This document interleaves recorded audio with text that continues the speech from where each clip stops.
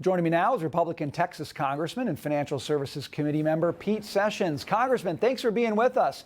You were in the room. You were at that hearing. We didn't hear from Sam Bankman-Fried, but you heard from John Ray. He's got a lot to say. What was most important to you?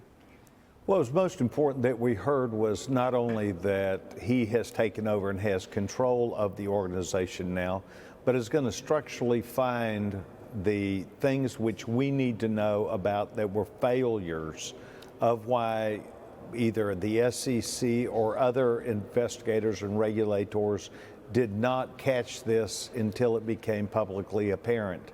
So the bottom line to all this is they were unable to tell us what the visibility was that they had about how much money was lost to American investors, and they were unable to tell us if there had been any investigation, report, or contact with the SEC looking at this company, which is very suspect to me because it was a billion-dollar company. Congressman, we have oodles of regulators in this country. We have so many people who work in D.C. who spend all their time on financial regulation and trying to root out the problems with companies like that.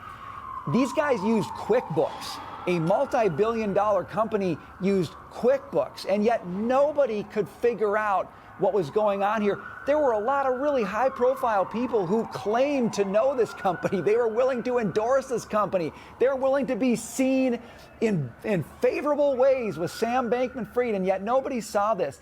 Does that speak to an absolute fundamental breakdown in the institutions that are supposed to regulate markets like this in this country? Well, I think that it raises questions that we will have with the chairman of the SEC to talk to them about what are the thresholds, what are the things that would be indicators that the SEC needs to look at these types of fast-grown companies, the companies that perhaps have a 25 or 26-year-old CEO, and perhaps those that work within the organization are inexperienced of handling such not only large amounts of money, but to double check what they're doing. Of course it looks that way, that it should have been, and we would want to look back and say that, but at the time they were high flying, crypto was big, there were a lot of assets that were coming their way, but the bottom line is regulators that we need to ask from financial services, what was the process and why if they did not follow that, and what are the thresholds that would have to come into play. And the reason why this is all relevant is because of the amount of political money that this man gave across this Washington, D.C. establishment. Well, they were a high-flying crypto firm, but they were flying first class in D.C. I mean, he had all the right relationships. He was spending a ton of money to make sure those relationships were strong. So now you look at this story and you say, Congress doesn't get to talk to him right now. Even if they did, would you really hear the story? Because it seems like there are so many folks up in your neck of the woods who are very compromised by the kind of relationship they're willing to have with him and the kind of money they were willing to take from him.